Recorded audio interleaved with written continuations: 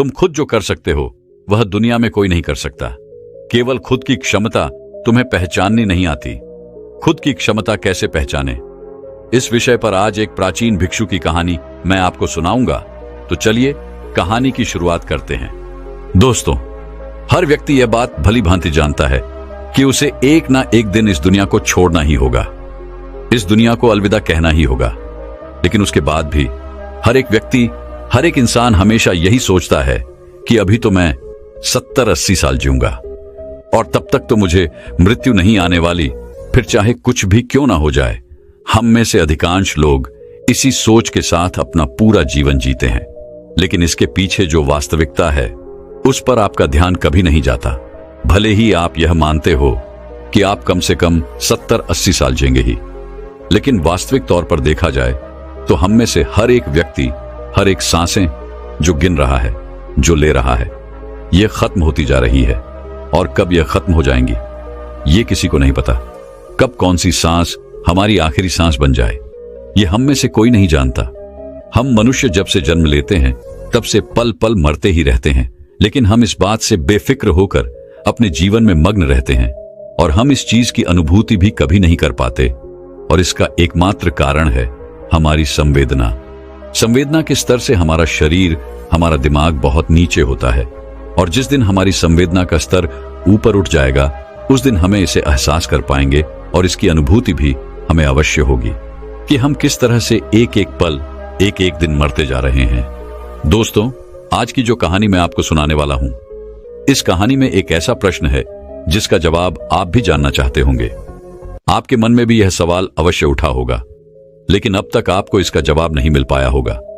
बहुत समय पहले की बात है, किसी नगरी में 2 जुड़वा भाई रहते थे। दोनों जुड़वा भाई आपस में बहुत प्रेम करते थे। उनके बीच जो संबंध था वो बहुत मजबूत था। दोनों एक दूसरे की कदर करते थे, दोनों एक दूसरे का सम्मान किया करते थे।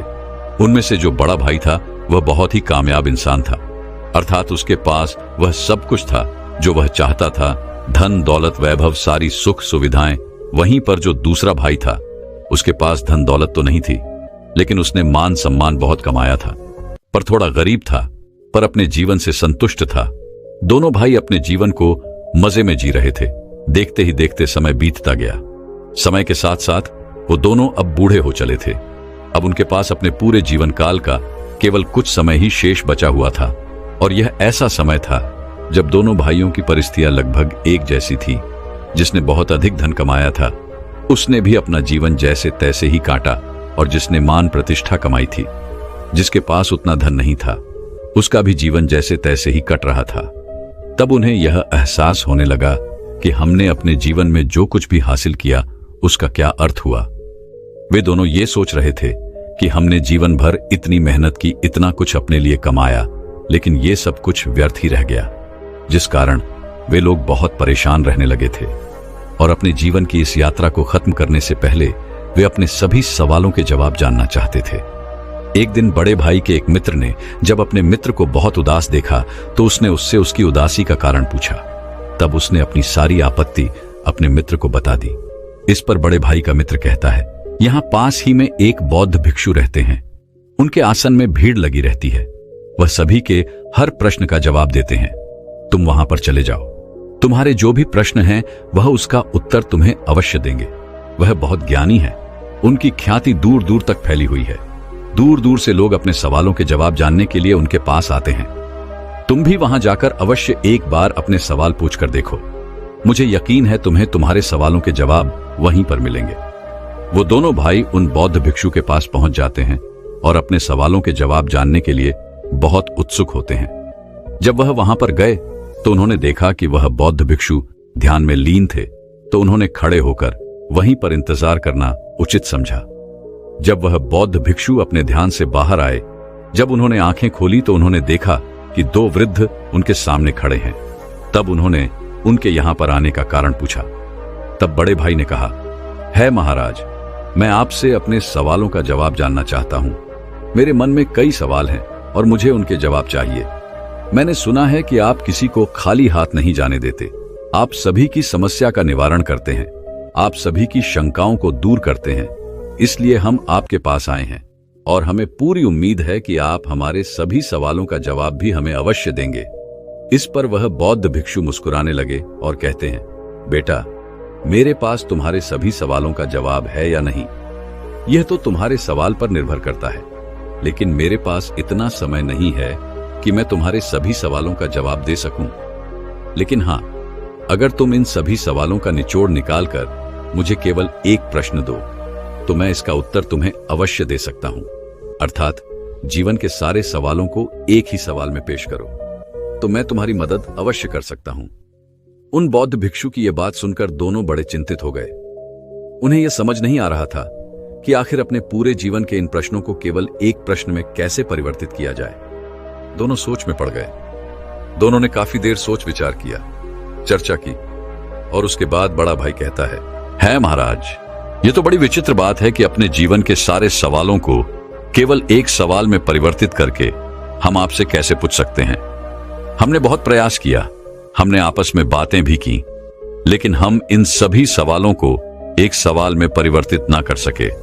लेकिन उसके बाद हमने कुछ देर और सोचा विचार कि हमें किसी भी तरह से केवल एक सवाल ही पूछने का मौका मिला है, जिस कारण हम दोनों भाइयों ने आपस में सहमति करके अपने जीवन को केवल एक सवाल में पिरो दिया है।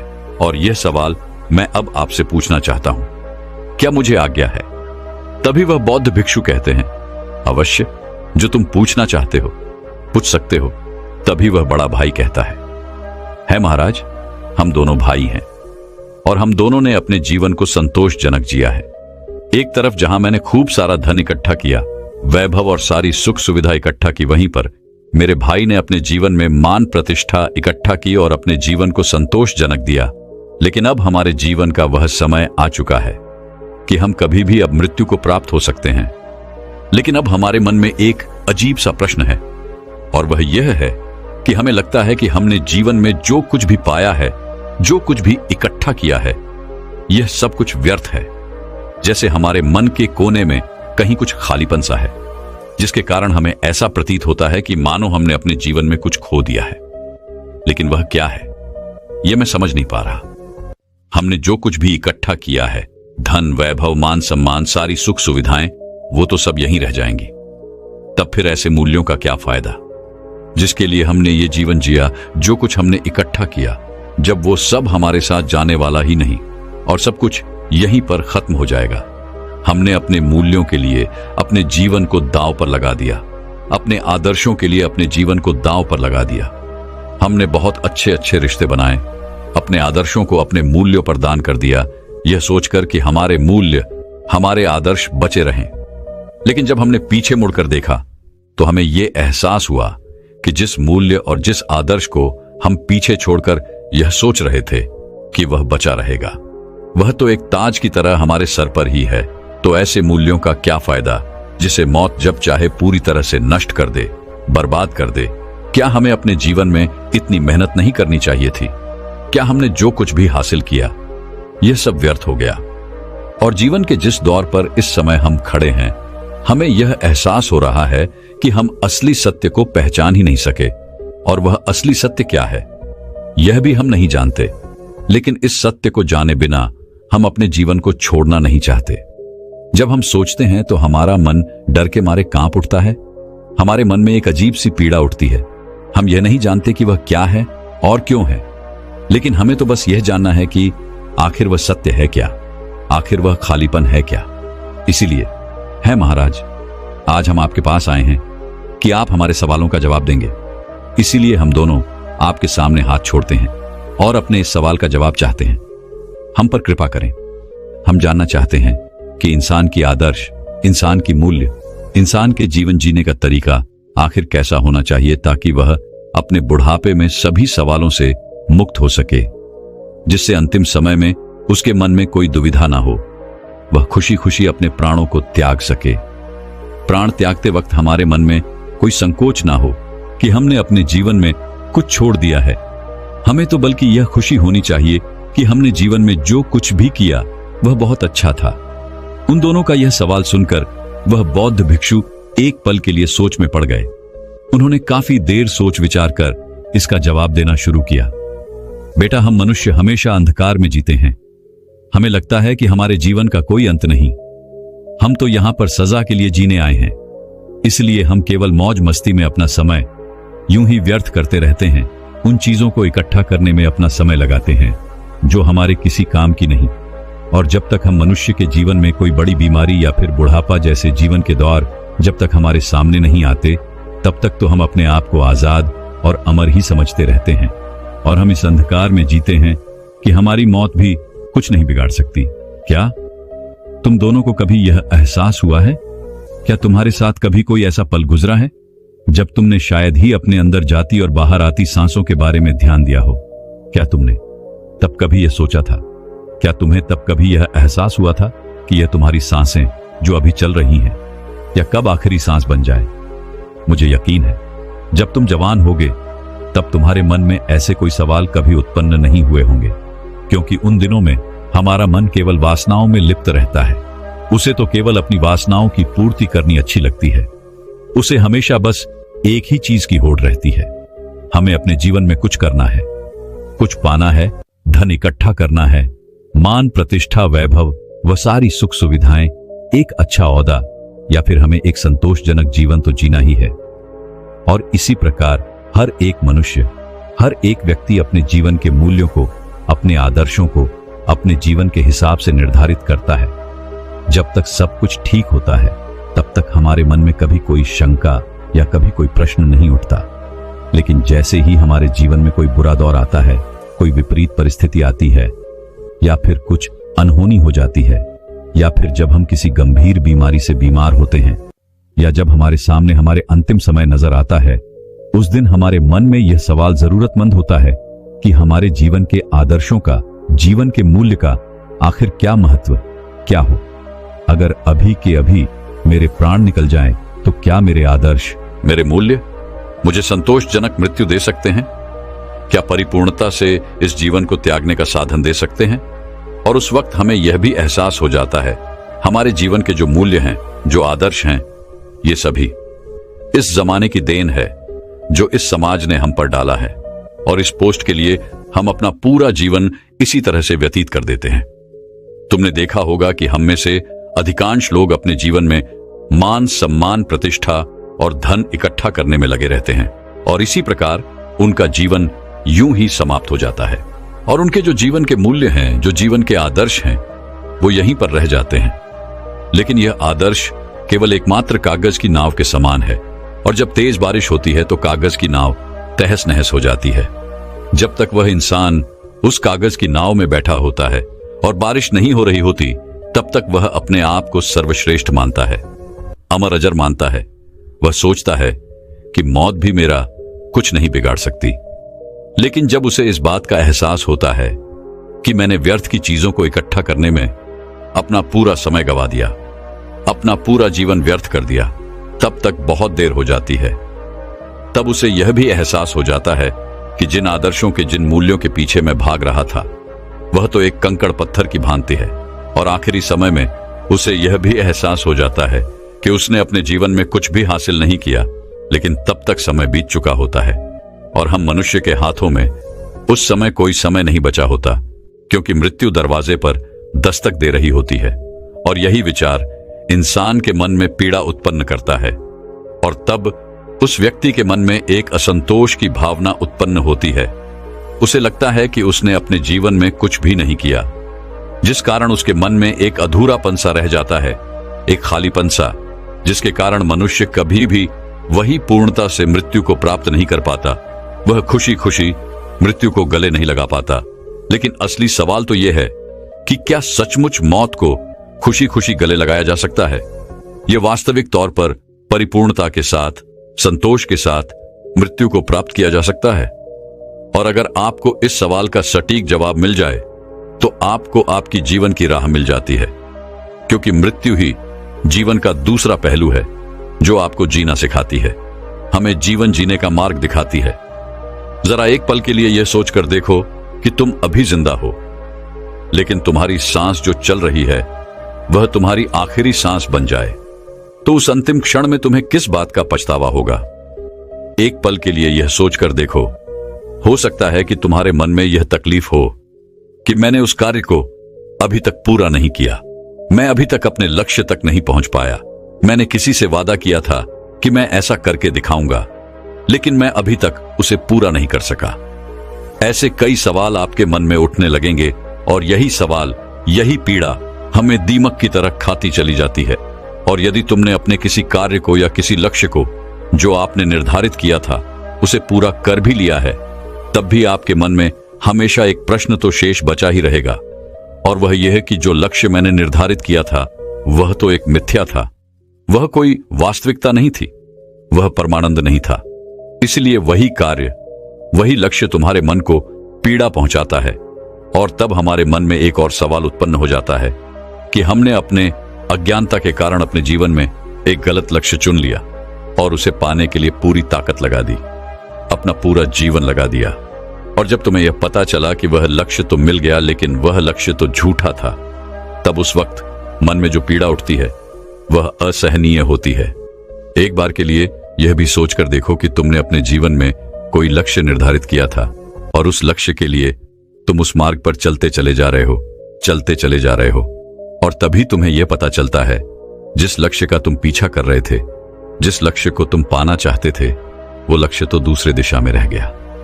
जब तुम अपने जीवन के दूसरे छोर पर पहुंच जाते हो, तब तुम्हें यह एहसास होता है कि जिस लक्ष्य को हम पाना चाहते थे वह तो जीवन के दूसरे छोर पर है और तुमने ही उस पर कभी ध्यान नहीं दिया, आंखें खोलकर उसे कभी देखा नहीं।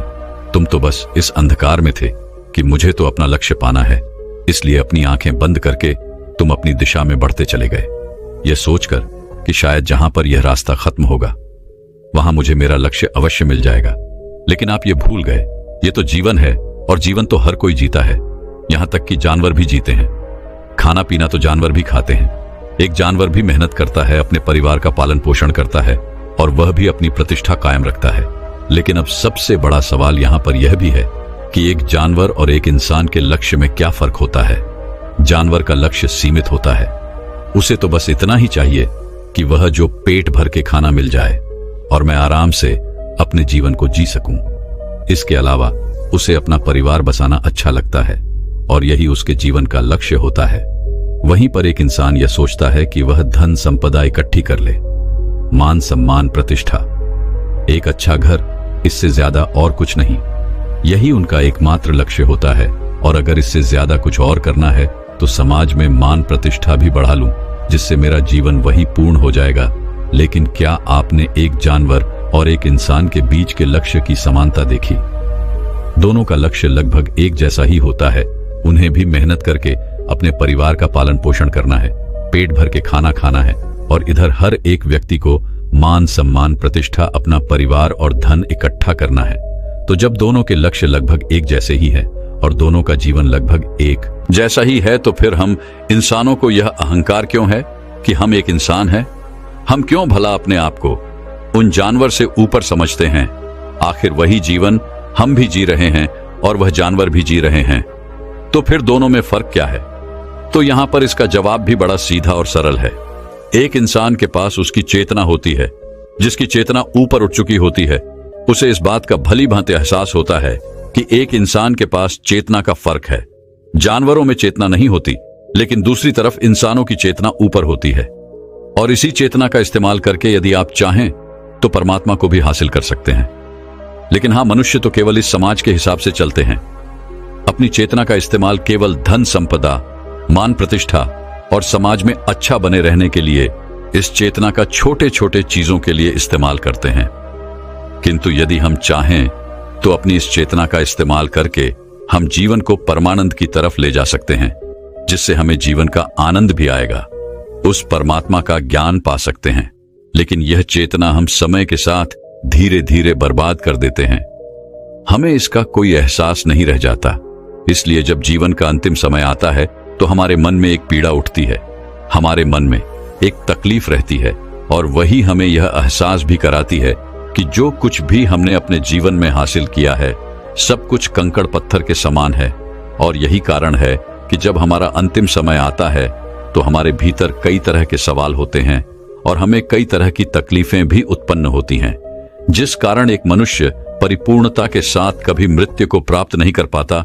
और तब समाज के वो सारे मूल्य, सारे आदर्श हम पर बोझ बनकर रह जाते हैं। उनका हम पालन तो करते हैं, लेकिन अधूरे चित्त के साथ, क्योंकि वह तुम्हारी खोज नहीं है। यह तो समाज की खोज है, और इस समाज ने यह बोझ तुम पर डाला है।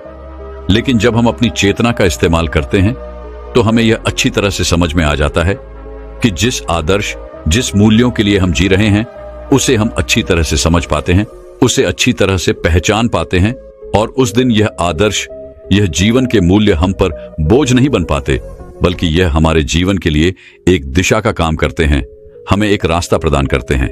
इसलिए हर इंसान के जीवन में एक लक्ष्य तो होना ही चाहिए कि वह अपने जीवन में चेतना स्तर को ऊपर उठा सके, जीवन के अपने हर एक पल, हर एक क्षण को चेतना के भाव से जी सके, अच्छी तरह से समझ सके, उसे पहचान सके। क्योंकि आप यह बात तो बहुत अच्छी तरह से जानते ही होंगे कि हमारा जीवन दो पहलुओं में विभाजित है, सुख और दुख। और जब हम चेतना से ऊपर उठ जाते हैं, तब हमें यह भी एहसास हो जाता है कि सुख और दुख, ये दोनों में ही हमारा एक समान का हिस्सा है। और तब मनुष्य का चैतन्य उसे यह बताता है कि यह तो एक परिस्थिति है जो आज नहीं तो कल गुजर जाएगी। तब उसका मन कभी भी विचलित नहीं होता, और तब वह इंसान सुख और दुख में लिप्त न होकर अपने जीवन को अलग होकर जी सकता है। तब उसे यह एहसास होता है कि मैं तो इस सुख और दुख में शामिल ही नहीं हूं। और जब यह भाव उस व्यक्ति के अंदर पैदा हो जाता है, तो सारे व्यर्थ के लक्ष्य, जिनके पीछे भागने और दौड़ने की यह प्रतिस्पर्धा चलती रहती है, वह हमेशा के लिए खत्म हो जाती है। और तब जीवन का केवल एक ही लक्ष्य रह जाता है, और वह आत्म चैतन्य। लेकिन जो व्यक्ति आत्म चैतन्य से दूर रहता है, उसका जीवन एक मिट्टी के घर के समान होता है। जब तक वह घर सुरक्षित है, तब तक उसे लगता है, तब तक उसका जीवन खुशियों से भरा रहता है, और वो अपने आप को सर्वश्रेष्ठ मानता है।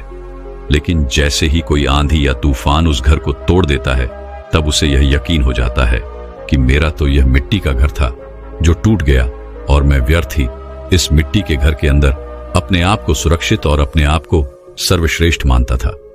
तब उसे यह एहसास होता है, तब वह पश्चाताप करता है, रोता है, बिलखता है, और उसे यह भी पता चल जाता है कि वह व्यर्थ ही अपने जीवन को सबसे मूल्यवान समझ रहा था।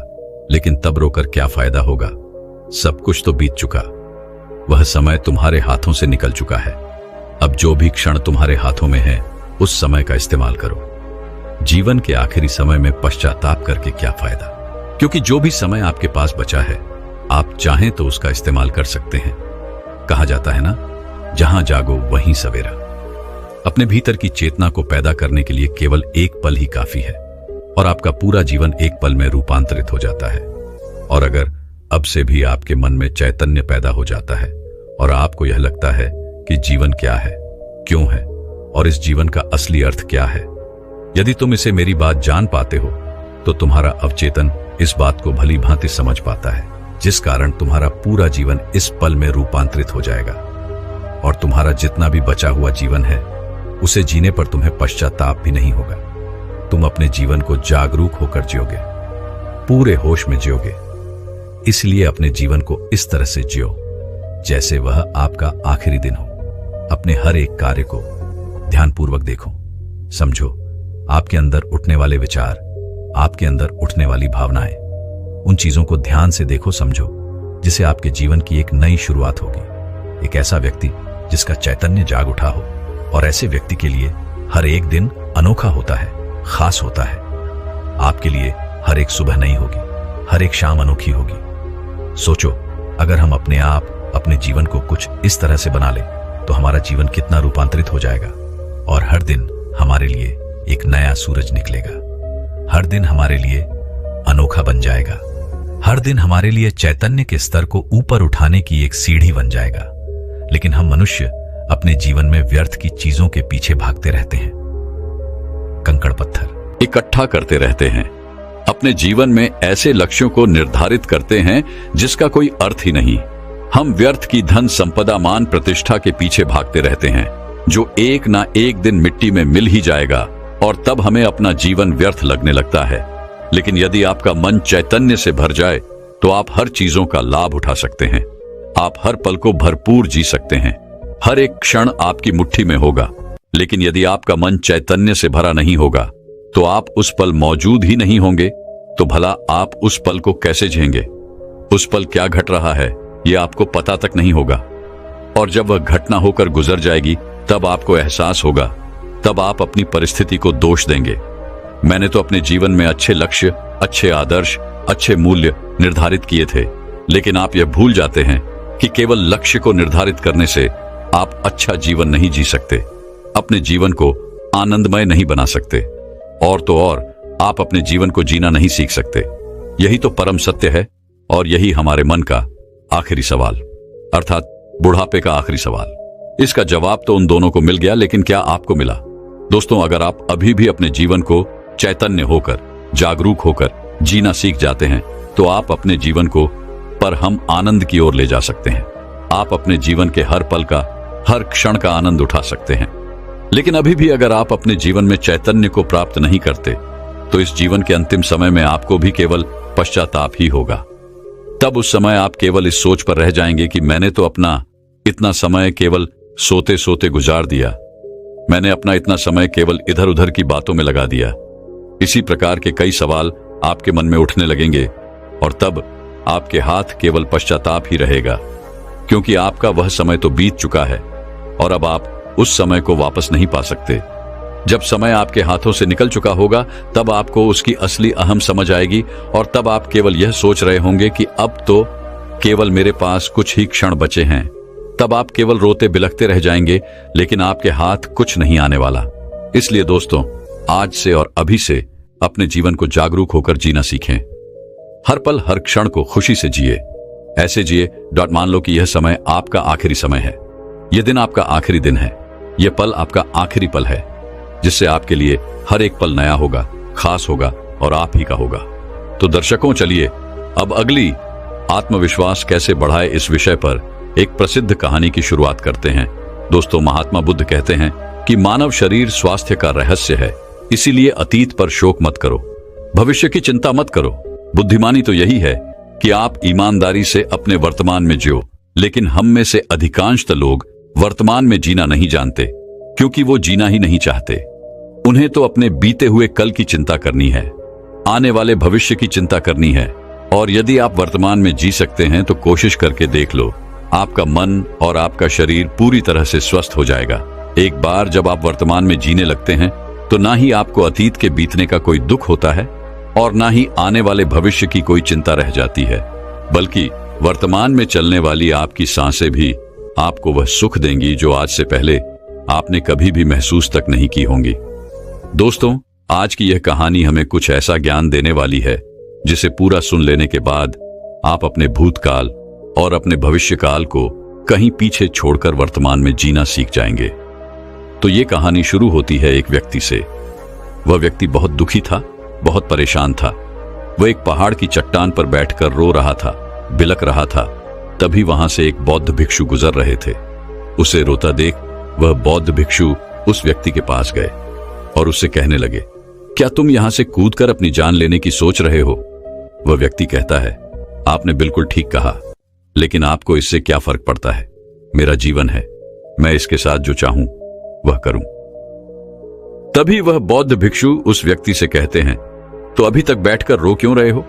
तो अगर तुम्हें यह करना ही है तो यहां पर बैठकर रोने से क्या फायदा? इस बात को सुनकर वह व्यक्ति थोड़ा सा क्रोधित हो जाता है और उन बौद्ध भिक्षु से कहता है, देखिए महाराज, यहां पर जो भी करने आया हूं वह तो मैं करूंगा ही, लेकिन आपको इसमें दखल अंदाजी करने की कोई जरूरत नहीं। इतना कहते ही वो व्यक्ति कूट कूट कर रोने लगता है। तभी वो बौद्ध भिक्षु उससे कहते हैं, अच्छा ये बताओ, क्या तुम सब कुछ छोड़ आए हो या फिर अपने साथ कुछ लाए हो? तभी वह व्यक्ति उन बौद्ध भिक्षु के इस सवाल का जवाब देते हुए कहता है, हे गुरुवर, मैं सब कुछ छोड़ आया हूं, मेरे पास अब कुछ नहीं, न मेरे पास खोने के लिए कुछ है, तो फिर भला मैं जीकर क्या करूंगा? यह सुन वह बौद्ध भिक्षु उस व्यक्ति से कहते हैं, यदि ऐसा है तो तुम अपने सर पर यह बोझ लिए क्यों ढो रहे हो?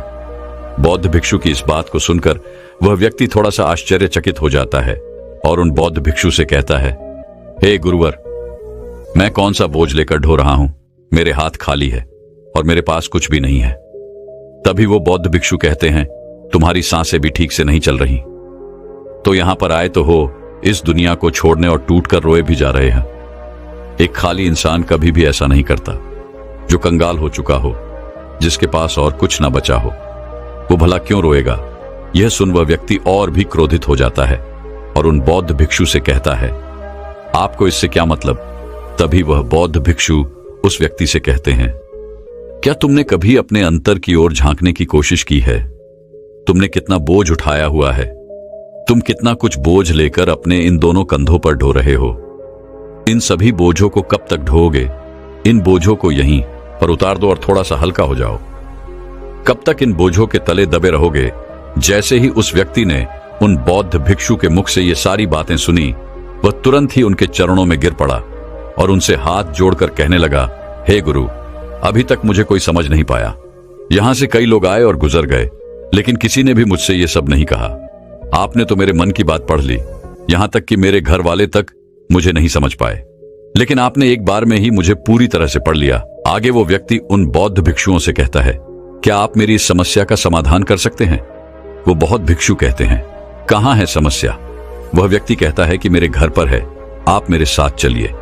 वह बहुत ही शुभ उस व्यक्ति से कहते हैं, नहीं, समस्या तुम्हारे घर पर नहीं है।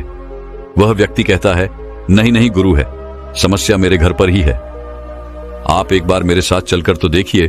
वह बौद्ध भिक्षु उस व्यक्ति को समझाते हुए कहते हैं, समस्या तुम्हारे घर पर नहीं बल्कि तुम्हारे भीतर है। क्या तुमने कभी अपने भीतर जागने की कोशिश की है? सारी समस्याएं तुम्हारे भीतर हैं।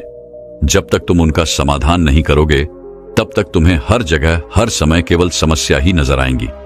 और यदि समस्या घर पर है, तो तुम इस पहाड़ की चोटी पर क्या कर रहे हो?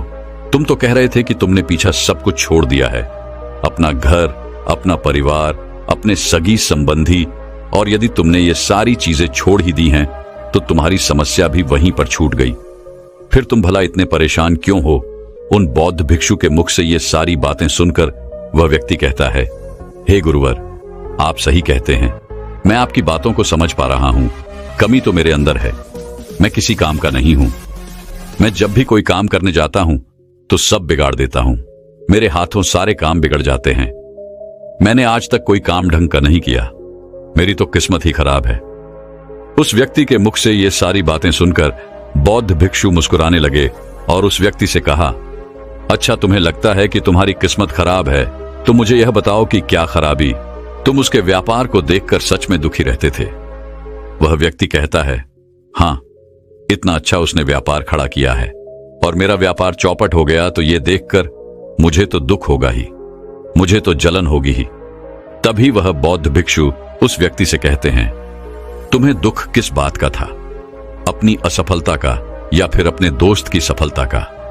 तभी वह व्यक्ति उन बौद्ध भिक्षु से कहता है, अपने असफल होने पर मुझे इतना पछतावा नहीं था, लेकिन वह इतना सफल हो चुका था कि उसे देखकर मेरे मन में ईर्ष्या होती थी, जलन की भावना उत्पन्न होती थी, और मैं यह देख देखकर दुखी रहता था, पछताता रहता था, तड़पता रहता था।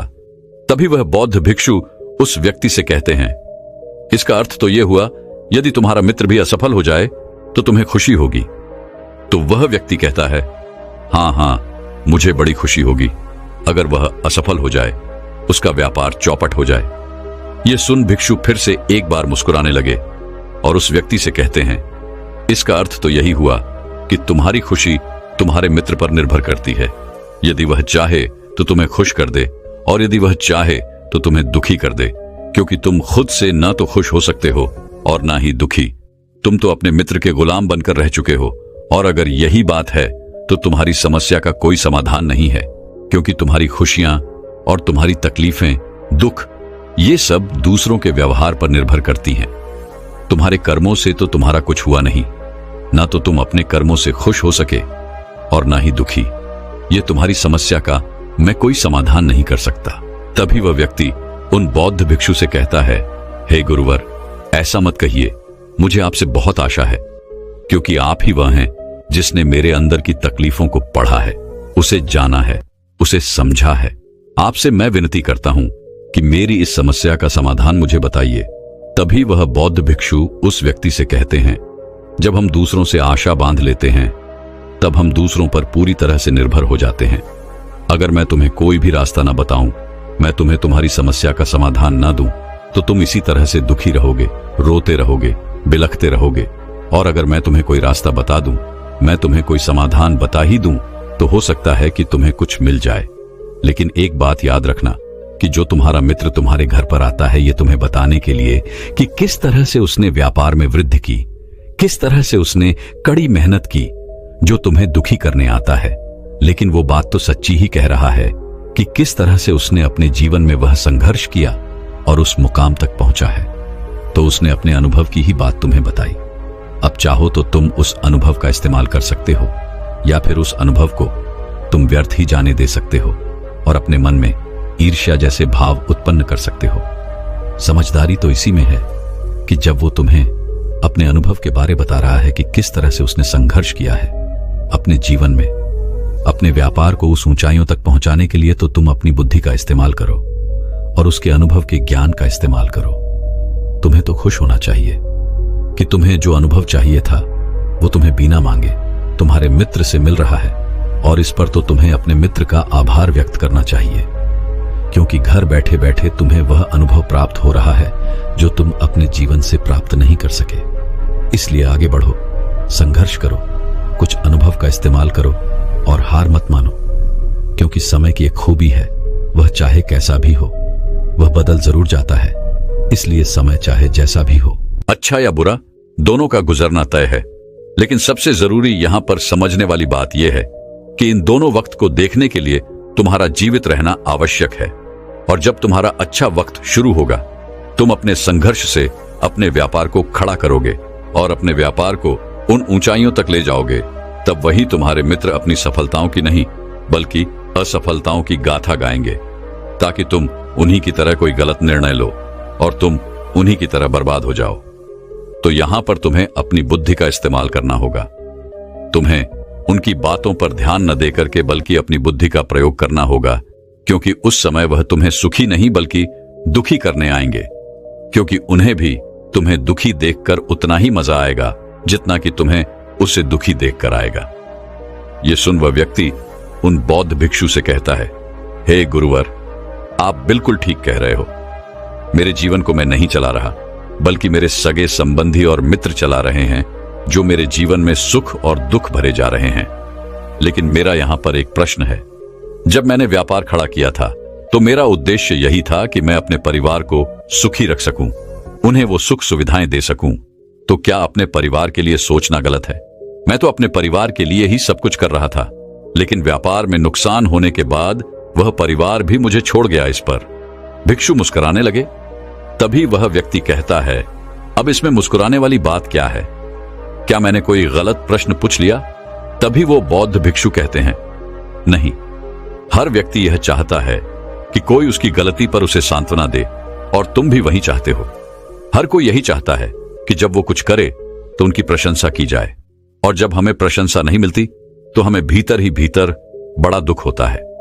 हमारे मन को एक ठेस पहुंचती है, और तब हमारे मन में यह भाव उत्पन्न होने लगता है कि इस दुनिया में सभी मतलबी है, सभी अपने मतलब के लिए जीते हैं, सभी अपने मतलब के लिए काम करते हैं, और सभी हमारे साथ अपने मतलब के लिए ही रहते हैं।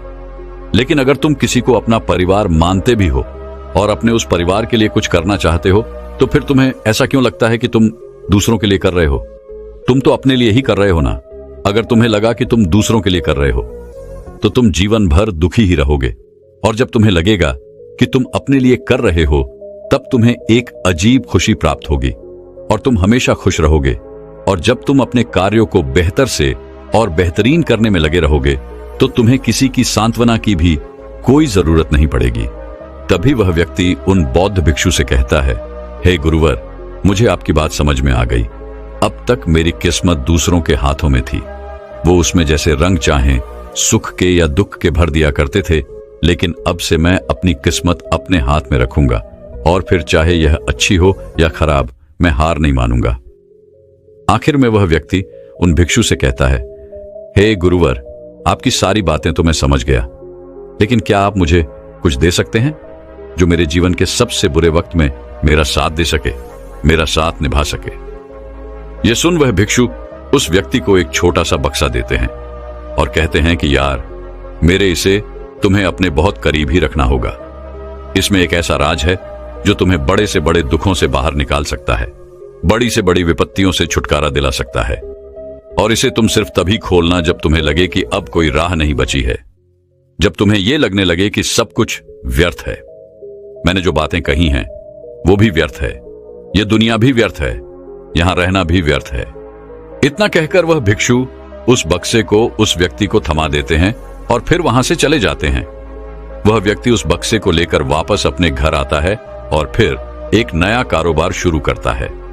अब की बार वह कारोबार में हार नहीं मानता और उसका कारोबार बहुत अच्छा चल पड़ता है। उसका कारोबार चलने के कारण अब उसका परिवार भी उसके साथ आ चुका था। उसके पास अब हर सुख सुविधाएं भी हो गई थीं। अब वह ना तो भूतकाल का रोना रोता था और ना ही वह भविष्य की चिंता करता था। वह तो केवल अपने वर्तमान को और ज्यादा बेहतर बनाने की कोशिश में लगा रहता था। लेकिन समय हमेशा बदलता रहता है। जिस तरह से बुरा समय हमेशा नहीं रहता, ठीक उसी प्रकार अच्छा समय भी हमेशा नहीं रहता। उस व्यक्ति के जीवन में एक बार फिर से अच्छा समय समाप्त हो चुका था। वह जिस राज्य में रहता था उस राज्य पर पड़ोसी राज्य ने चढ़ाई कर दी थी और पूरा राज्य तबाह कर दिया था। उसका व्यापार भी पूरी तरह से तबाह हो चुका था। वह परिवार के साथ दर दर की ठोकरें खाने लगा। उसे यहां से वहां भागना पड़ा, यहां तक कि उसके पास खाने पीने के लिए भी पैसे नहीं बचे थे। भूख से उसके माता पिता ने दम तोड़ दिया और वह अपनी पत्नी और छोटे भाई के दोनों बच्चों को लेकर इधर उधर भटकता रहा। वह दोनों बच्चे बीमार पड़ चुके थे और अब उसके पास उनके इलाज के लिए भी पैसे नहीं थे। तब उसे एहसास होने लगा कि यह सब व्यर्थ है। उसका यह जीवन जीना भी व्यर्थ है, यह पूरा संसार व्यर्थ है।